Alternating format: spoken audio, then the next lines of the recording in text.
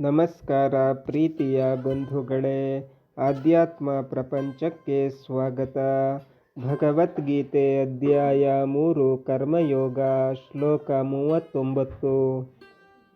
ಆರುತಂ ಜ್ಞಾನಮೇತೇನ ಜ್ಞಾನಿನೋ ನಿತ್ಯವೈರಿಣ ಕಾಮರೂಪೇಣ ಕೌಂತೆಯ ದುಷ್ಪೂರೇಣ ನಲೇನ ಚ. ಓ ಕೌಂತೆಯ, ಬೆಂಕಿಯಂತೆ ಕಬಳಿಸಿದಷ್ಟು ತೃಪ್ತಿಯಿಲ್ಲದೆ ಕೊನೆಯಿಲ್ಲದ ಈ ಕಾಮವೆಂಬುದು ಸಾಧಕನ ಚಿರಶತ್ರು. ಇದು ಬಲ್ಲವರ ತಿಳಿವನ್ನು ಕವಿದು ಮಂಕಾಗಿಸುತ್ತದೆ. ಈ ರಜೋಗುಣದ ಪರದೆ ಜ್ಞಾನ ಬಂದವನಿಗೆ ಇದ್ದ ಜ್ಞಾನ ಉಪಯೋಗವಾಗದಂತೆ, ಜ್ಞಾನವಿಲ್ಲದವನಿಗೆ ಜ್ಞಾನ ಬರದಂತೆ ತಡೆಗೋಡೆಯಾಗಿ ನಿಲ್ಲುತ್ತದೆ. ರಾಗದ್ವೇಷ ನಮ್ಮ ಕಡುವೈರಿ. ಅದು ಎಷ್ಟು ಭಯಂಕರ ಎಂದರೆ ಅದನ್ನು ಬಯಕೆಯ ಬೆಂಕಿ ಎನ್ನಬಹುದು. ಅದಕ್ಕೆ ಎಷ್ಟು ಬಡಿಸಿದರೂ ಅದು ಸಾಕು ಎನ್ನದು. ಕುಂತಿಯಂತಹ ಮಹಾತಾಯಿಯ ಮಗನಾದ ನೀನು ಈ ಕಾಮ ಎನ್ನುವ ಜ್ಞಾನ ವಿರೋಧಿ ಶತ್ರುವನ್ನು ತಿಳಿ ಎನ್ನುತ್ತಾನೆ ಕೃಷ್ಣ. ಇಲ್ಲಿ ನಮಗೆ ನಮ್ಮ ನಿಜ ವೈರಿ ನಮ್ಮ ಕಾಮ ಅಥವಾ ಬಯಕೆ ಅಥವಾ ರಾಗದ್ವೇಷ ಎಂದು ತಿಳಿಯಿತು. ಹಾಗಿದ್ದರೆ ಈ ವೈರಿಯ ನೆಲೆ ಯಾವುದು? ಇದನ್ನು ಕೃಷ್ಣ ಮುಂದಿನ ಶ್ಲೋಕದಲ್ಲಿ ವಿವರಿಸಿದ್ದಾನೆ. ಶ್ಲೋಕ 40. ಇಂದ್ರಿಯಾಣಿ ಮನೋಬುದ್ಧಿರಸ್ಯಾಧಿಷ್ಠಾನ ಮುಚ್ಯತೆ ಏತೈರ್ವಿಮೋಹಯತ್ಯೇಷ ಜ್ಞಾನಮಾರುತ್ಯ ದೇಹಿನಂ. ಇಂದ್ರಿಯಗಳು, ಮನಸ್ಸು, ಬುದ್ಧಿ ಈ ಕಾಮದ ನೆಲೆದಾಣಗಳು. ಇವುಗಳ ಮೂಲಕ ಇದು ತಿಳಿವನ್ನು ಕವಿದು ಸಾಧಕನನ್ನು ಕಂಗೆಡಿಸುತ್ತದೆ. ನಮ್ಮ ಬಯಕೆಗಳ ಸರಮಾಲೆ ಮೊದಲು ಬಂದು ಕೂರುವುದು ನಮ್ಮ ಇಂದ್ರಿಯದಲ್ಲಿ. ಕಣ್ಣಿಗೆ ನೋಡುವ, ಕಿವಿಗೆ ಕೇಳುವ, ಮೂಗಿಗೆ ಮೂಸುವ, ಮೈಗೆ ಮುಟ್ಟುವ, ಹೀಗೆ ಒಂದೊಂದು ಬಯಕೆ ಒಂದೊಂದು ರೂಪದಲ್ಲಿ ಒಂದೊಂದು ಇಂದ್ರಿಯದಲ್ಲಿ ಬಂದು ಕೂರುತ್ತದೆ. ಅಲ್ಲಿ ನಾವು ಅದನ್ನು ನಿಗ್ರಹಿಸದೇ ಇದ್ದರೆ ಅದು ನಮ್ಮ ಮನಸ್ಸನ್ನು ಆಕ್ರಮಿಸುತ್ತದೆ.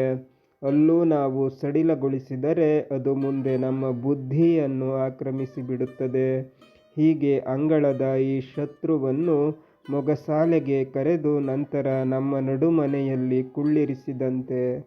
ಒಮ್ಮೆ ಈ ಶತ್ರು ನಮ್ಮ ಬುದ್ಧಿಯನ್ನು ಆಕ್ರಮಿಸಿದರೆ ಮುಂದೆ ಅದನ್ನು ತೊಡೆದು ಹಾಕುವುದು ತುಂಬ ಕಷ್ಟ. ಈ ಸ್ಥಿತಿಯಲ್ಲಿ ಬಯಕೆ ಎನ್ನುವುದು ಸಿದ್ಧಾಂತವಾಗಿ ನಮ್ಮೊಳಗಿದ್ದು ನಮ್ಮನ್ನೇ ಆಳುವುದಕ್ಕೆ ಆರಂಭಿಸುತ್ತದೆ. ಇದರಿಂದ ಕಾಮನೆ ಎನ್ನುವುದು ನಮ್ಮ ಜೀವನ ಧರ್ಮವಾಗುತ್ತದೆ. ಉದಾಹರಣೆಗೆ, ಒಂದು ಸಂಗತಿ ನಮ್ಮ ಕಿವಿ ಮೇಲೆ ಬೀಳುತ್ತದೆ. ನಾವು ಆ ವಿಷಯದಿಂದ ನಮಗೇನು ಉಪಯೋಗ, ಆ ಬಗ್ಗೆ ಗಮನ ಏಕೆ ಹರಿಸಬೇಕು ಎಂದು ಯೋಚಿಸುವುದಿಲ್ಲ. ಅದನ್ನು ಬಿಟ್ಟು ಕೇಳಿದ ವಿಷಯವನ್ನು ನೋಡಲು ಹಂಬಲಿಸುತ್ತೇವೆ. ನೋಡಿದ ಮೇಲೆ ಮುಟ್ಟಬೇಕು ಎನ್ನುವ ಆಸೆ. ಹೀಗೆ ನಾವು ನಮ್ಮೆಲ್ಲ ಇಂದ್ರಿಯದಲ್ಲಿ ಈ ಕಾಮನೆ ಎನ್ನುವ ವೈರಿಗೆ ಪ್ರೋತ್ಸಾಹ ಕೊಡುತ್ತೇವೆ. ಆಗ ಅದು ನಿಧಾನವಾಗಿ ನಮ್ಮ ಮನಸ್ಸನ್ನು ಆಕ್ರಮಿಸುತ್ತದೆ. ಮನಸ್ಸು ನಿರಂತರವಾಗಿ ಆ ವಿಷಯದ ಬಗ್ಗೆ ಯೋಚಿಸಲಾರಂಭಿಸುತ್ತದೆ. ಮನಸ್ಸು ಅದು ನನ್ನದಾಗಬೇಕು, ನನ್ನದೇ ಆಗಬೇಕು ಎಂದು ಯೋಚಿಸುತ್ತಿದೆ ಎಂದರೆ ಈ ವೈರಿ ಮನಸ್ಸನ್ನು ಆಕ್ರಮಿಸಿದೆ ಎಂದರ್ಥ. ಇಲ್ಲಿಂದ ಮುಂದೆ ಬುದ್ಧಿ ಅದನ್ನು ಬಿಟ್ಟು ನಾನಿರಲಾರೆ, ಏನೇ ಆಗಲಿ ನಾನು ಅದನ್ನು ಪಡೆಯಲೇಬೇಕು ಇತ್ಯಾದಿ ಯೋಚನೆಗಳು. ಇದು ಕಾಮನೆ, ನಮ್ಮ ಬುದ್ಧಿಯನ್ನು ಆಕ್ರಮಿಸುವ ಸೂಚನೆ. ಇದು ಸರ್ವನಾಶದ ಮುನ್ಸೂಚನೆ. ಹೀಗೆ ಜ್ಞಾನಕ್ಕೆ ವಿಭ್ರಮೆಯಾಗಿರುವ ಈ 3 ಜಾಗದಲ್ಲಿ ಕೂತು ಜ್ಞಾನಕ್ಕೆ ಪರದೆಯಾಗಿ ನಿಲ್ಲುತ್ತದೆ ಈ ನಮ್ಮ ವೈರಿ. ಇಲ್ಲಿ ದೇಹಿನಂ ಎನ್ನುವ ಪದ ಬಳಕೆಯಾಗಿದೆ. ನಮ್ಮ ದೇಹ ಎನ್ನುವುದು ಜ್ಞಾನದ ಮೂಲಕ ನಮ್ಮನ್ನು ಎತ್ತರಕ್ಕೆ ಕೊಂಡೊಯ್ಯುವ ಸಾಧನ. ಆದರೆ ಕಾಮನೆ ಎನ್ನುವ ವೈರಿಯ ಸಂಗ ಮಾಡಿದಾಗ ಅದು ನಮ್ಮನ್ನು ಅಂಧಪಾತಕ್ಕೆ ತಳ್ಳುವ ಸಾಧನವಾಗುತ್ತದೆ. ಇದು ಈ ಪದದ ಹಿಂದಿರುವ ಭಾವಾರ್ಥ. ಹೀಗೆ ನಮ್ಮ ವೈರಿ ಯಾರು, ಆತ ಇರುವ ಸ್ಥಾನ ಯಾವುದು, ಹಾಗೂ ಆತ ಹೇಗೆ ನಮ್ಮನ್ನು ಆಕ್ರಮಿಸುತ್ತಾನೆ ಎನ್ನುವ ವಿವರಣೆಯನ್ನು ಕೊಟ್ಟ ಕೃಷ್ಣ ಈ ವೈರಿಯನ್ನು ಗೆದೆಯುವ ಪರಿಯನ್ನು ಮುಂದೆ ವಿವರಿಸುತ್ತಾನೆ. ಶ್ಲೋಕ 41. ತಸ್ಮಾತ್ ತ್ವಮಿಂದ್ರಿಯಾಣ್ಯದೌ ನಿಯಮ್ಯ ಭರತರ್ಷಭ ಪಾಪ್ಮಾನಂ ಪ್ರಜಹೀಹೇನಂ ಜ್ಞಾನ ವಿಜ್ಞಾನ ನಾಶನಂ. ಅದರಿಂದ ಓ ಭರತವಂಶದ ವೀರ, ಮೊದಲು ನೀನು ಇಂದ್ರಿಯಗಳನ್ನು ಹದ್ದಿನಲ್ಲಿರಿಸಿಕೊಂಡು ಅರಿವನ್ನು, ಆಳವಾದ ಚಿಂತನಾ ಶಕ್ತಿಯನ್ನು ಹಾಳುಗೆಡವಬಲ್ಲ ಈ ಪಾಪಿಯನ್ನು ಒದ್ದೋಡಿಸು. ಇಂತಹ ಮಹಾವೈರಿಯನ್ನು ನಾವು ಮೊದಲ ಹಂತದಲ್ಲೇ ನಿಯಂತ್ರಿಸಬೇಕು. ಈ ಶತ್ರುವಿನ ಮೊದಲ ಪ್ರದೇಶ ದ್ವಾರವಾದ ಇಂದ್ರಿಯದಲ್ಲೇ ಅದರ ನಿಯಂತ್ರಣ ಮಾಡಬೇಕು. ನಮ್ಮ ಜ್ಞಾನವನ್ನು, ವಿಜ್ಞಾನವನ್ನು ಹಾಳುಗೆಡವಿ ನಮ್ಮ ಚಿಂತನಾ ಶಕ್ತಿಯನ್ನು ನಾಶ ಮಾಡಬಲ್ಲ ಈ ಮಹಾಪಾಪಿಯನ್ನು ಒದ್ದೋಡಿಸು ಎನ್ನುತ್ತಾನೆ ಕೃಷ್ಣ. ಆದರೆ ಹೇಗೆ? ಇದಕ್ಕೆ ಯಾರು ಸಹಾಯ ಮಾಡುತ್ತಾರೆ? ಮುಂದೆ ಕೇಳಿ. ಶ್ಲೋಕ 42. ಇಂದ್ರಿಯಾಣಿ ಪಾರಾಣ್ಯಹುರೀಂದ್ರಿಯೇಭ್ಯ ಪರಂ ಮನಃ, ಮನಸಸ್ತು ಪರ ಬುದ್ಧಿಯೋರ್ ಬುದ್ಧೇ ಪರತಸ್ತು ಶಃ.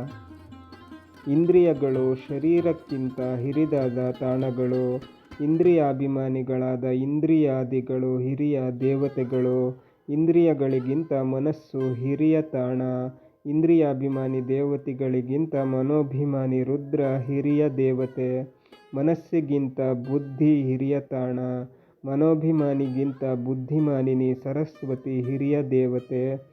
ಬುದ್ಧಿಗಿಂತಲೂ ಆಚೆಗಿರುವಂಥದ್ದು ಆ ಪರತತ್ವ. ಬುದ್ಧಿಮಾನಿನಿಗಿಂತಲೂ ಬುದ್ಧಿಗೋಚರನಾಗದ ಭಗವಂತ ಹಿರಿಯ ತತ್ವ. ಹೇಗೆ ದುಷ್ಟಶಕ್ತಿಗಳಿವೆಯೋ ಹಾಗೆ ನಮ್ಮ ಒಳಿತನ್ನು ಬಯಸುವ ದೇವತಾ ಶಕ್ತಿಗಳು ನಮ್ಮ ರಕ್ಷಣೆಗೆ ನಿಂತಿರುತ್ತಾರೆ. ಪ್ರತಿಯೊಂದು ಇಂದ್ರಿಯಗಳಿಗೂ ಒಬ್ಬ ದೇವತೆ ಅಭಿಮಾನಿ. ನಮ್ಮ ಇಂದ್ರಿಯದ ಅಭಿಮಾನಿ ದೇವತೆ ಇಂದ್ರ. ಮನಸ್ಸಿನ ಅಭಿಮಾನಿ ಶಿವ ಪಾರ್ವತಿಯರು. ಬುದ್ಧಿಯ ಅಭಿಮಾನಿ ಸರಸ್ವತಿ. ಬುದ್ಧಿಯಿಂದಾಚೆಗಿರುವುದು ಆತ್ಮ.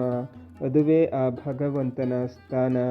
ನಾವು ನಮ್ಮ ಇಂದ್ರಿಯ, ಮನಸ್ಸು, ಬುದ್ಧಿಯನ್ನು ನಿಯಂತ್ರಿಸುವ ದೇವತಾ ಶಕ್ತಿಗೆ ಶರಣಾಗಬೇಕು.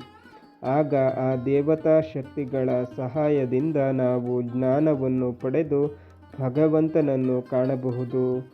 ನಮ್ಮ ಪ್ರತಿಯೊಂದು ಇಂದ್ರಿಯಕ್ಕೂ ಒಬ್ಬ ಅಭಿಮಾನಿ ದೇವತೆ ಇದ್ದಾನೆ. ಕಣ್ಣಿಗೆ ಸೂರ್ಯ, ಕಿವಿಗೆ ಚಂದ್ರ, ಬಾಯಿಗೆ ಅಗ್ನಿ, ನಾಲಿಗೆಗೆ ವರುಣ, ಮೂಗು ಅಶ್ವಿನಿ ದೇವತೆಗಳು, ಕೈ ಇಂದ್ರ. ಈತ ಸರ್ವೇಂದ್ರಿಯದ ಒಡೆಯ ಕೂಡ ಹೌದು. ಕಾಲು ಇಂದ್ರಪುತ್ರ ಉಪೇಂದ್ರ. ಯಮ ಮಲಮೂತ್ರ ವಿಸರ್ಜನಾಂಗದ ಮತ್ತು ದಕ್ಷ ಸಂತಾನಕ್ಕೆ ಸಂಬಂಧಪಟ್ಟ ಅಂಗದ ದೇವತೆ. ಹೀಗೆ ಪ್ರತಿಯೊಂದು ದೇವತೆಗಳು ನಮಗೆ ನಮ್ಮ ಶತ್ರುವಿನಿಂದ ಪಾರಾಗಲು ಸಹಾಯ ಮಾಡುತ್ತಾರೆ. ಹೀಗೆ ದೇವತೆಗಳನ್ನು ಪ್ರಾರ್ಥಿಸಿ ಅವರ ಸಹಾಯ ಪಡೆದು ದುಷ್ಟಶಕ್ತಿಯಿಂದ ದೂರ ಸರಿದು ಎಲ್ಲಕ್ಕೂ ಮಿಗಿಲಾದ ಆ ಪರತತ್ವವನ್ನು ಸೇರಬೇಕು.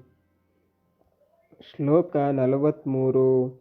ಏವಂ ಬುದ್ಧೇ ಪರಂ ಬುದ್ಧ್ವಾ ಸಂಸ್ತಭ್ಯಾತ್ಮಾನಮಾತ್ಮನ ಜಹಿ ಶತ್ರುಂ ಮಹಾಬಾಹೋ ಕಾಮರೂಪಂ ದುರಾಸದಂ. ಓ ಮಹಾವೀರ, ಹೀಗೆ ಬುದ್ಧಿಗೂ ನಿಲುಕದ ಆ ಪರತತ್ವವನ್ನು ತಿಳಿದು ವಿವೇಕದಿಂದ ಬಗೆಯನ್ನು ಬಿಗಿಹಿಡಿದು ಸಾಮಾನ್ಯರಿಗೆ ಬಗ್ಗದ ಕಾಮವೆಂಬ ಹಗೆಯನ್ನು ಒದ್ದೋಡಿಸು. ಹೀಗೆ ಇಂದ್ರಿಯ, ಮನಸ್ಸು, ಬುದ್ಧಿಗೆ ನಿಲುಕದ ಆ ಪರತತ್ವವನ್ನು ತಿಳಿದು ಮನಸ್ಸೆಂಬ ಚಂಚಲವಾದ ಕುದುರೆಗೆ ಬುದ್ಧಿ ಎಂಬ ಲಗಾಮನ್ನು ಕಟ್ಟಿ ಆ ಕಡಿವಾಣವನ್ನು ಭಗವಂತನ ಕೈಯಲ್ಲಿ ಕೊಟ್ಟು ಸರ್ವದೇವತೆಗಳ ಸಹಾಯದಿಂದ ಕಾಲನೇಮಿ ಎನ್ನುವ ರಾಕ್ಷಸನನ್ನು ಹಂತ ಹಂತವಾಗಿ ಗೆದ್ದು ಭಗವಂತನನ್ನು ಸೇರು ಎನ್ನುತ್ತಾನೆ ಕೃಷ್ಣ. ಇಲ್ಲಿ ಹೇಳಿದ ವಿವರಣೆಯನ್ನು ನಮಗೆ ಕೆಟ್ಟ ಬಯಕೆ ಹುಟ್ಟಿದಾಗ ನೆನಪಿಸಿಕೊಂಡರೆ ಕಾಲನೇಮಿ ಎನ್ನುವ ರಾಕ್ಷಸ ನಮ್ಮೊಳಗೆ ನುಸುಳದಂತೆ ತಡೆಯಬಹುದು. ಏಕೆಂದರೆ ಎಲ್ಲ ಬಯಕೆಗಳು ಕೆಟ್ಟದ್ದಲ್ಲ. ಭಗವಂತನನ್ನು ಸೇರಬೇಕು ಎನ್ನುವ ಬಯಕೆ ಬೇಕು. ಆದ್ದರಿಂದ ನಮ್ಮ ಬುದ್ಧಿಯನ್ನು ಭಗವಂತನ ಕೈಗೊಪ್ಪಿಸಿ ದುಷ್ಟ ಕಾಮನೆಗಳ ವಿರುದ್ಧ ದೇವತೆಗಳ ಸಹಾಯದಿಂದ ಹೋರಾಡಿ ಮೋಕ್ಷವನ್ನು ಪಡೆಯಬಹುದು.